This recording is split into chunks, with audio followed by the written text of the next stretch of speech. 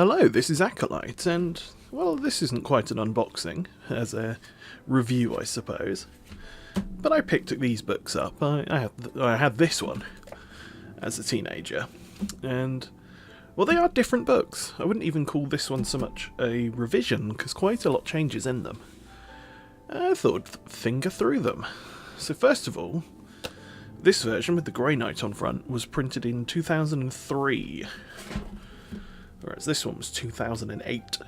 And the differences are actually really quite large. Now, they're both quite useful guides to painting, and it's always nice to see the old models. For example, the Chaos Warrior. It's also a little bit sad to see models that haven't been updated this entire time, like the NIDs. But this 2003 one, it has a lot of things in it that you wouldn't see from Games Workshop nowadays. For example, immediately it's recommending products that aren't made by Games Workshop. You know, for example, a saw, not Games Workshop. But yeah, preparation of models. This is something you just really don't have to do so much nowadays, because you don't get metal models. And the moulds have just gotten better. Those old Catachans were still there in 2003.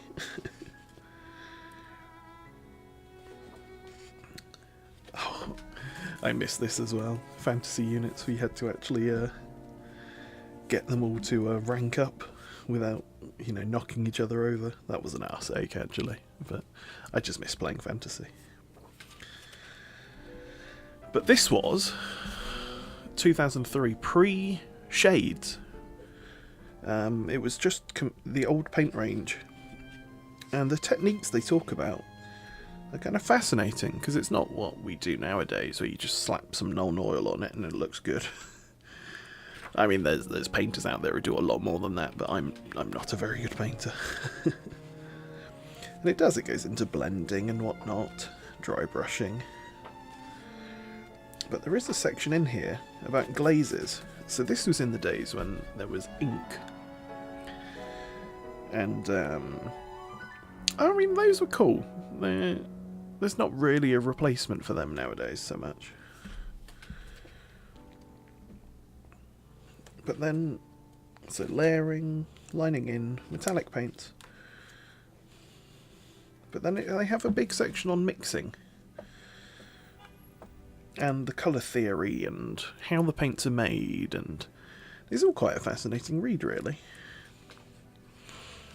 Likewise, opacity. This was before the base paints existed, so they are legitimately suggesting that you paint your models pink before you paint them red from a black undercoat.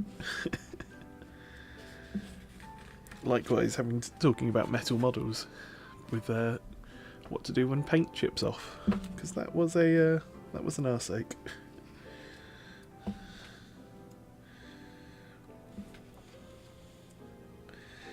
And then washes. So this was the section I was originally looking for. So they tell you how to make your own washes. And it's to take an ink and then add water and PVA glue. Which, that must have been a hassle to make. Also, I'm not sure they're suggesting that you use Ronseal on your models.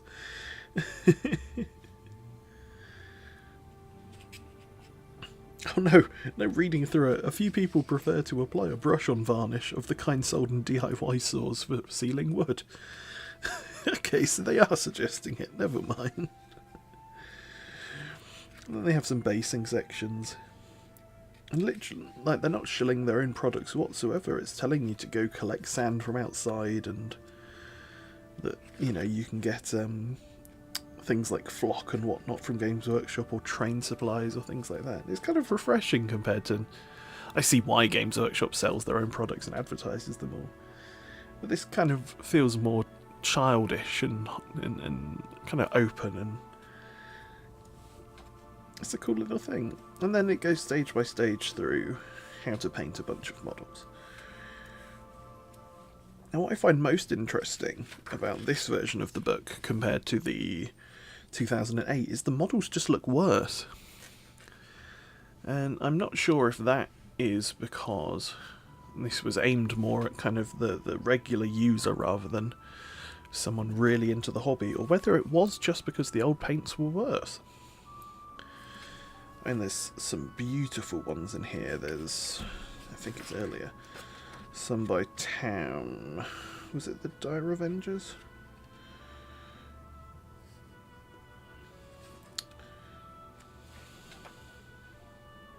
Yes, Tammy. I can't remember her last name, but she's one of the heavy metal painters. And that Eldar model does look beautiful. But it also said it took 100 hours of work. Apparently sculpting that model from green stuff originally took less time than Tammy's paint job on that one guy. But no, just for the most part, the models look kind of amateurish, to be honest.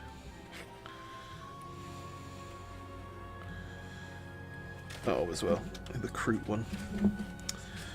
So for the flesh wash, this is the 2003 method. Paint the skin rotting flesh. Now apply shading wash to the skin. This is a mix of 1 part black ink, 1 part brown ink, 10 parts green ink, 10 parts PVA glue, plus 20 parts water. I mean, at that point, I'm not sure why they're not just giving you milliliter instructions, because that would have been simpler. But oh well. Oh, there we go, that's what they missed out on, Games Workshop branded pipettes. You see what I mean about the models just looking bad? Those faces. Like, I'm pretty sure just a wash nowadays does much better than that. What I really enjoyed as well, I kind of got a little showing off some of John Blanche's work as well, because it's so distinctive. And then this was the old range of paints on sale. Oh, just slapped the side of my PC case. Oh well. This was after they removed Jade Green, which was a lovely colour. But it was before they removed Tin Bits, which was like a metallic brown with flecks of silver in it, and I really liked that colour. But I think by 2008 they'd removed it, I'm not sure. But then if we thumb through this version, one, just immediately it looks a lot more professional in how it's made.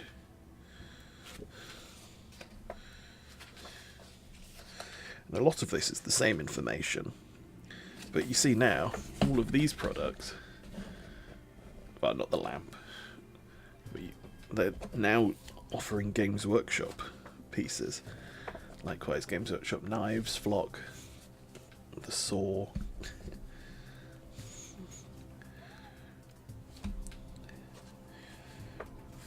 And these are the heavy metal models, and obviously they look beautiful. Just the overall presentation of the models just look better. I'm trying to find some that explicitly aren't heavy metal.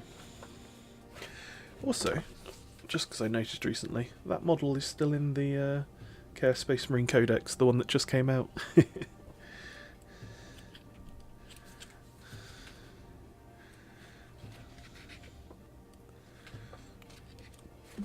See, they've still got heavy metal stamps on all of these.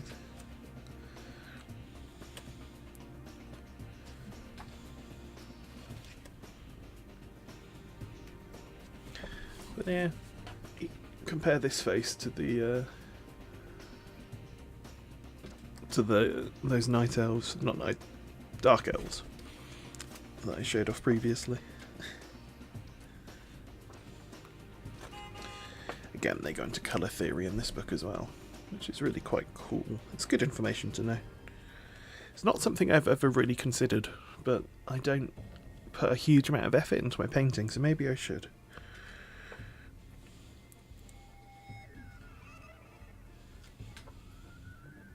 Oh, my screen's just went off.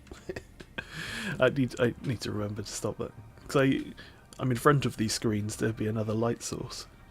But they go to sleep after 10 minutes.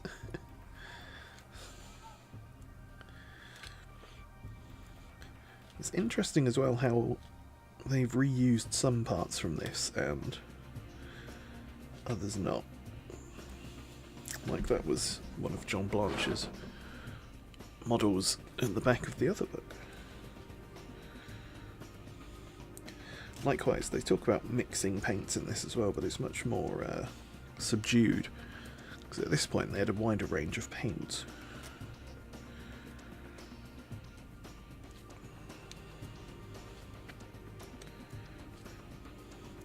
But yeah, and they go stage by stage through the models again. This time though, there's a smaller range of them, and they all do just look better than the models in the other book.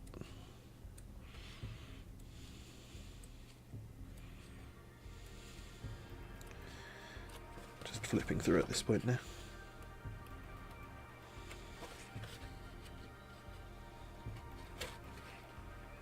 But yeah, just this one's a lot more professional looking, but also the range of paint is much, much bigger at this point.